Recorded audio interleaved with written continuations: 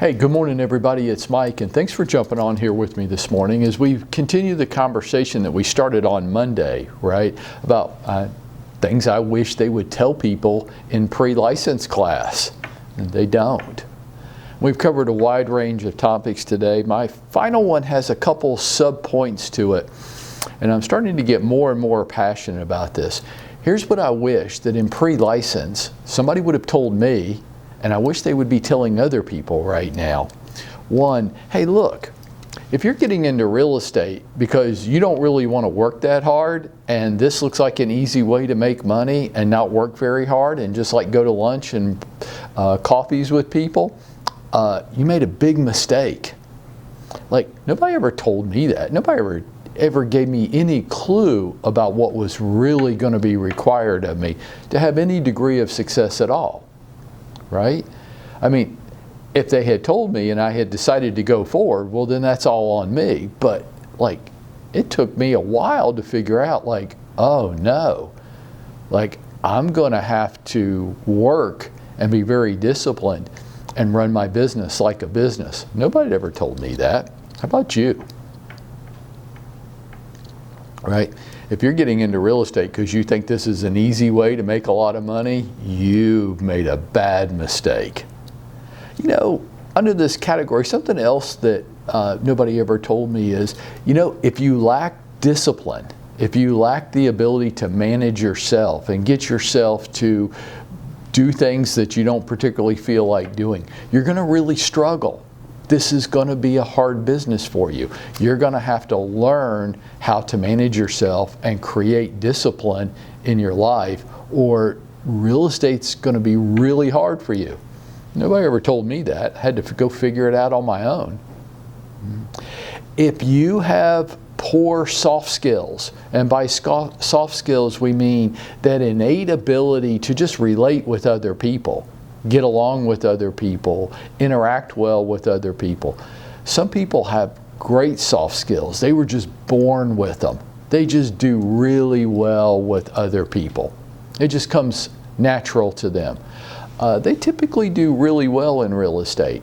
Some people are awkward and uncomfortable with other humans. I don't say that you can't be successful in this business. I say that on day one of pre-license, somebody should have told you, dude, this is going to be a struggle for you. You're going to either need to put a lot of time and effort into developing your soft skills, or you're going to need to find a particular path in real estate that isn't very reliant on them. Now, there aren't many, but there's a couple. Well, they don't tell people that. And so some people who are socially awkward, who aren't well-spoken, who don't just naturally charm and get along with other people really well, they really struggle. And it's because they're, number one, they're not self-assessing themselves correctly. And number two, they don't understand that without really good soft skills, you're going to need to focus in just a couple very specific areas to have a chance at success in this business.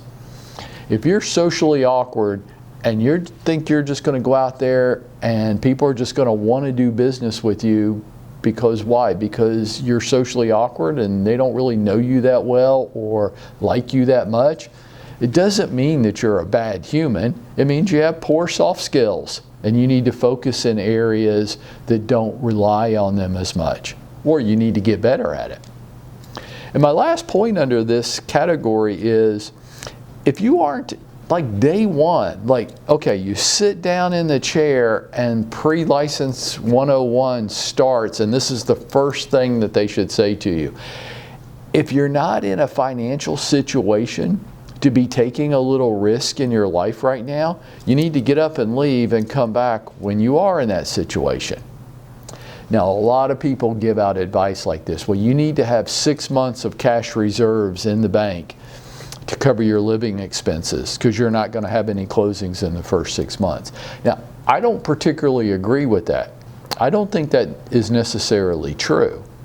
I think it can be true if the previous things that I've just talked about and the things the other days this week, if those apply to you, then yeah, you might need more than 6 months. But it doesn't have to be true. I watch people all the time come into this business and just do well right from the beginning. Right from the beginning they do well. Rip here in our office is an example of this. Bob Clarkson's an example of this. Claire Willis is an example of this. Leanne Maxwell's an example of this. They just walked in and from day one, they were good. Well, they have great soft skills. Their soft skills are off the chart. They have the ability to get up and get dressed and get to work every day. Self-discipline. They don't mind putting a little effort into their business, a little elbow grease into it. No, they didn't need 6 months. But I will say this to you. For most of us, like if you're week to week and you're just barely covering your bills, you're probably not in a position to be thinking of being self-employed yet. You probably need to get yourself into that position and then go for it. Now, I know that's not what you want to hear, but gosh, I wish somebody had said that to me, and I wish pre-licensed instructors would say it to people like the first thing they say before they even say hello. Say, are you in a financial position to take a little risk in your life right now? If you're not, get out of here. They're never going to do this because they don't care about the people. They care about making money. And see, this is where roads diverge. If all I care about is making money, then am I really going to take your best interest to heart? Am I going to be willing to say things to you that I know you don't want to hear? So that's how you know when somebody does care about you. Not when they're saying sweet, pretty things, whispering in the ear, saying, you can do anything you want to, honey. Well, I don't know if you can do anything you want to or not. How hard are you willing to try? How good are you willing to get? See, you know when somebody really cares about you, when they'll sit in front of you and look you right in the eye and say something to you that they know you don't want to hear, but because they care about you, they'll say it anyhow. And they'll risk you being mad at them, not liking them, because all they really want is to see you do well.